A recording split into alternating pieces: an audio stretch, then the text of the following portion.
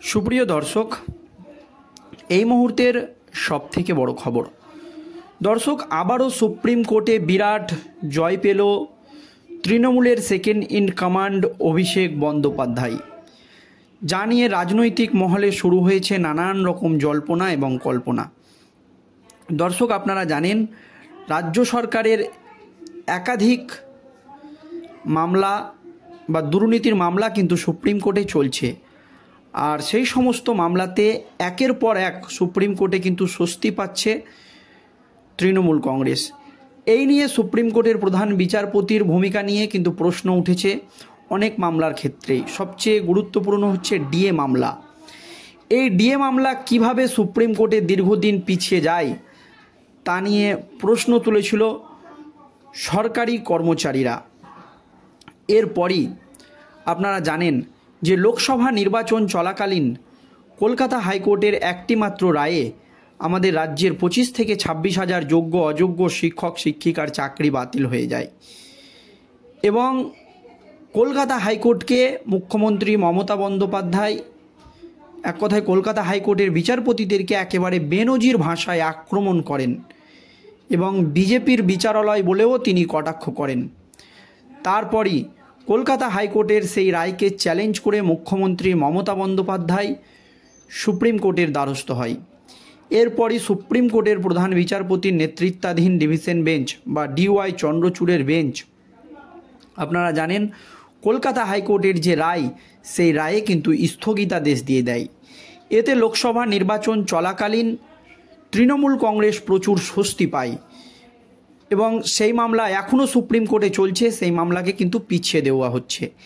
এর পেছনে কি কারণ রয়েছে বা আপনাদের কি মতামত অবশ্যই কমেন্টে জানাবেন। এরপরই রাজ্য সরকারি কর্মচারীদের ডিএ মামলা, সেটা দীর্ঘদিন ধরে হাইকোর্টে চলছিল। একের পর এক মামলায় হাইকোর্টে কিন্তু জয় পাচ্ছিল রাজ্য সরকারি কর্মচারীরা। তারপরে দীর্ঘদিন ধরেই তারা কলকাতার শহীদ মিনার চত্বরে আন্দোলন চালিয়ে যাচ্ছেন। এই আবহে সুপ্রিম কোর্টে ছিল শুনানি, তবে সেই শুনানিকে দীর্ঘদিন পিছিয়ে দেওয়া হচ্ছে। মানে একদিন দুই দিন নয়, প্রায় 5 মাস 8 মাস করে এই ডিএর মতো একটি গুরুত্বপূর্ণ মামলা পিছিয়ে দেওয়া হচ্ছে। এই নিয়েও সুপ্রিম কোর্টের প্রধান বিচারপতির ভূমিকা নিয়ে অনেক সরকারি কর্মচারী প্রশ্ন তুলে দিয়েছেন। একথা দর্শক আপনারা সকলেই জানেন। এমনকি কলকাতা হাইকোর্টের প্রাক্তন বিচারপতি তথা তমলুক লোকসভা কেন্দ্রের বিজেপি সাংসদ অভিজিৎ গঙ্গোপাধ্যায়ও বলেছেন যে সুপ্রিম কোর্টের প্রধান বিচারপতি কি ঘুমাচ্ছে, কিভাবে একের পর এক হয়ে যায়, এমনই মন্তব্য করেছিলেন তিনি।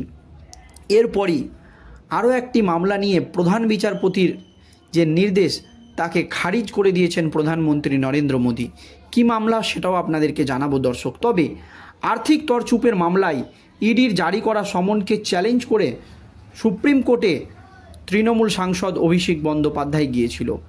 অভিষেকের আইনজীবী শীর্ষ আদালতে জানান, আর্থিক তছরূপের মামলায় পিএমএলএতে অভিযুক্তকে তলব করার কোনো নির্ধারিত পদ্ধতি নেই। সিনিয়র আইনজীবী কপিল সিব্বাল অভিষেক বন্দ্যোপাধ্যায়ের হয়ে মামলাটি লড়েন। কপিল সিব্বাল কিন্তু অভিষেক বন্দ্যোপাধ্যায়ের হয়ে এই মামলাটি লড়েন।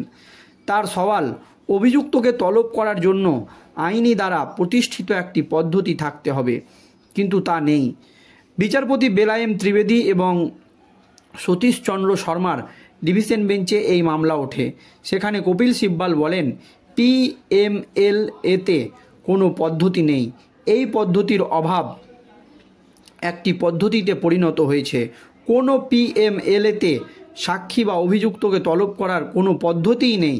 সরকারকে দেখতে হবে যে এমন একটি পদ্ধতি রয়েছে যা তার অনুসরণ করছে।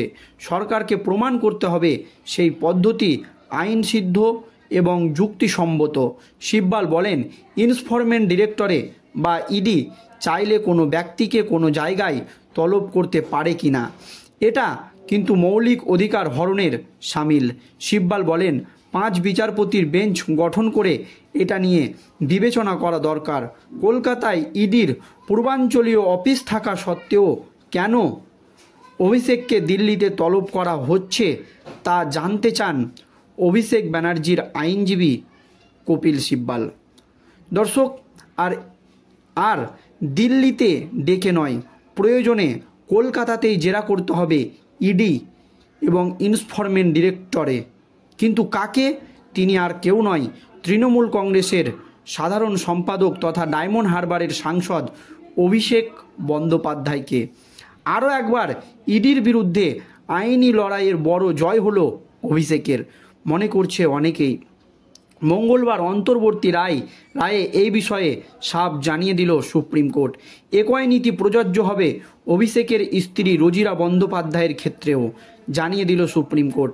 এই মর্মে ইডির সমনকে চ্যালেঞ্জ করেছিলেন অভিষেক এবং তার স্ত্রী। এবার তার অবস্থান তথা আবেদনকেই মান্যতা দিল সুপ্রিম কোর্ট। জানানো হলো, আগের মতোই কলকাতাতে অভিষেক এবং তার স্ত্রীকে জিজ্ঞাসাবাদ করতে পারবে ইডি। কয়লা পাচার কাণ্ডে জিজ্ঞাসাবাদের জন্য অভিষেক এবং তার স্ত্রীকে দিল্লিতে ডাকার প্রয়োজন নেই বলে জানিয়ে দিল সুপ্রিম কোর্ট। মঙ্গলবার অভিষেক বন্দ্যোপাধ্যায়ের আইনজীবী Kapil Sibal prevention of money laundering act বা PML এর অধীনে দিল্লিতে সমন জারি যৌক্তিকতা নিয়ে প্রশ্ন তোলেন। তার এই প্রশ্ন এবং নিজের প্রশ্নের সপক্ষে দেওয়া যুক্তির ভিত্তিতে সুপ্রিম কোর্ট এই রায় দান করেন। প্রসঙ্গত, সম্প্রতি অভিষেকের আইনজীবী কপিল সিব্বাল কোর্টে ইডির গতিবিধির বিরুদ্ধে ক্ষোভ প্রকাশ করে বলেছিলেন, দিল্লিতে কেন জিজ্ঞাসাবাদ করতে হবে।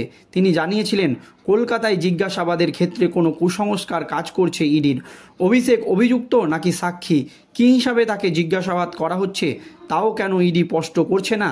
তার আরও বক্তব্য ছিল, 160 নম্বর ধারায় দুটি ক্ষেত্রেই তলব করা যায়।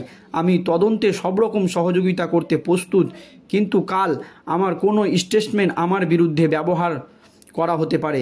সিবিআইয়ের ক্ষেত্রে তা প্রভিশন রয়েছে যে কেন্দ্রীয় সংস্থাকে রাজনৈতিক কারণে বা উদ্দেশ্য প্রণোদিতভাবে ব্যবহার করা হলে তার কর্মী আধিকারিকদের বিরুদ্ধে ব্যবস্থা নেওয়ার, কিন্তু ইডির ক্ষেত্রে তো সেটাও নেই। এবার তার পাল্টা জবাব পান আইনজীবী কপিল সিব্বাল এবং ইডির বিরুদ্ধে আইনি লড়াইয়ে জয় হয় অভিষেক রোজিরার। এছাড়াও দর্শক, কিছুদিন আগেই সুপ্রিম কোর্টের প্রধান বিচারপতি ST/SC নিয়ে একটি বড়সড় রায় দিয়েছিল, কোটা সংস্কার রায়। আর এই রায় যাতে কার্যকর না হয় সেই জন্য প্রধানমন্ত্রী নরেন্দ্র মোদির কাছে আর্জি করেছিলেন কিছু সাংসদ, এবং সুপ্রিম কোর্টের সেই আর্জি বা নির্দেশ একেবারে খারিজ করে দিয়েছেন প্রধানমন্ত্রী নরেন্দ্র মোদি। এবং রেলমন্ত্রী পরিষ্কার জানিয়ে দিয়েছিলেন যে ডক্টর BR আম্বেদকরের সংবিধানে কোনো রকম পরিবর্তন হবে না, কোটা সংস্কারের যে আইন রয়েছে সেটাই থাকবে। এখানে কিন্তু সুপ্রিম কোর্টের যে নির্দেশ বা যা আদেশ সেটা কিন্তু মানা হয়নি, এবার একেবারে খারিজ করে দিয়েছেন প্রধানমন্ত্রী নরেন্দ্র মোদি। এবং আমাদের রেলমন্ত্রী আপনারা জানেন তিনিও। দর্শক, এই নিয়ে আপনাদের মতামত অবশ্যই কমেন্টে জানাবেন। ভিডিওটি শেষ পর্যন্ত ধৈর্য সহকারে দেখার জন্য ধন্যবাদ।